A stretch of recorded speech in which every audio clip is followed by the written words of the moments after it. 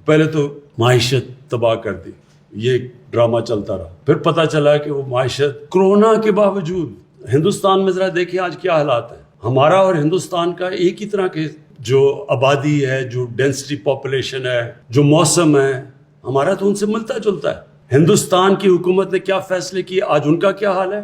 ہم نے کیا فیصلے کیے، آج اللہ نے ہمیں کیسے نکالا ہے. اور اس کے باوجود جب ان کا -7 پہ گروتھ ریٹ ہے، ہمارا 4% پہ چلا گیا، جبکہ ہمارے ہندوستان سے بہت برے حالات تھے. ہندوستان کے مقابلے میں پاکستان کے حالات جب کرونا آئی ہے تو ان کے جو ملکی گروتھ ریٹ تھی، ان کے ریزروز تھے، ان کے روپے پہ پریشر نہیں تھا، ان کے تو ریزروز بہت بڑے تھے.